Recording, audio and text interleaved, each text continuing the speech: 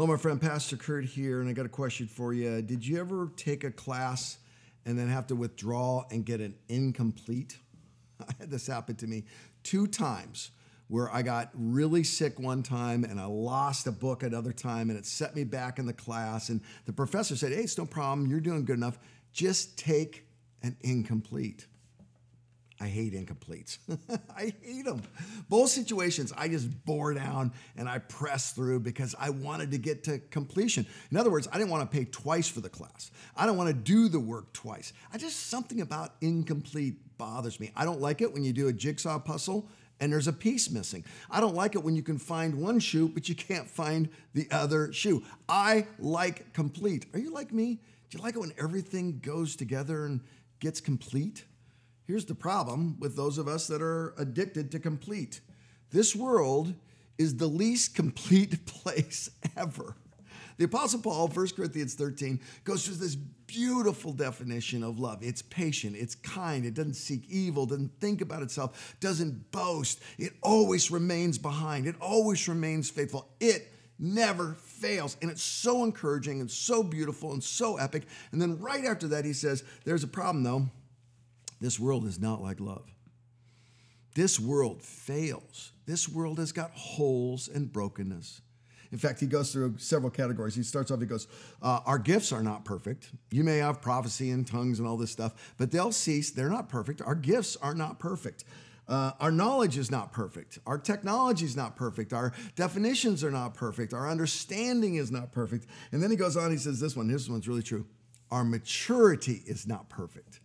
He said, we're like kids that still need to put our toys away and grow up. So our gifts aren't perfect, our understanding isn't perfect, and our emotions are not perfect. And then he says a final one, our point of view is not perfect. He says, our point of view is like when we're looking in a mirror and there's steam in the bathroom. Now, I've actually seen a mirror from the Apostle Paul's time. They're nothing like our mirrors. I mean, they're horrible in the first place. They would shine them and shine them, and you still couldn't see anything. But think about this. Even with our modern day mirror, you're getting ready in the morning, you can't see all of you. You ever try to check the back of your head or your back of your back, and you can't get the right angle to see? Our point of view is flawed. There's only one thing that gives us hope in a world that's so incomplete. And Paul uses this phrase, when the completeness comes. He says, then we're going to see. We're going to see it all, and we're going to understand it all. And we're going to grow up into all of it. What is the completeness? Well, it's obvious. It's Jesus. When Jesus comes. I had the opportunity to go see a counselor a couple months ago, and I'm talking to the counselor about all these stressful things that are going on in my life and in the church's life and in our world. And I told my wife before going to the appointment, I said, I think this is going to help, but I'm going to have to go for like 6 months before it really helps me. And we get about 45 minutes into the session, and this guy's great counselor. He looks at me and says, Kirk, can I just say one thing? I said, yeah, what is it you want to say? And he said, you're like a lot of leaders. You're trying to control all of the outcomes in your work and in your life. He said, you can't do that. There's too many variables.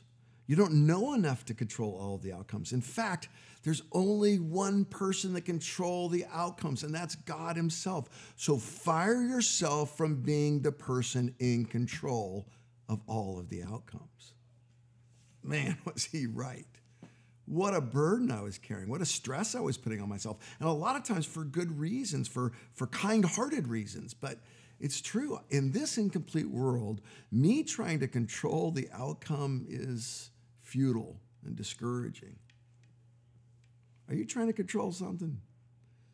Are you in this broken world where our gifts are not perfect and our maturity is not perfect and our perspective is not perfect and our knowledge is not perfect? Are you trying to control things? Here's my encouragement to you. The completeness will come. Don't try to control the outcome. Look to and look for the outcome controller of the entire universe, Jesus Christ.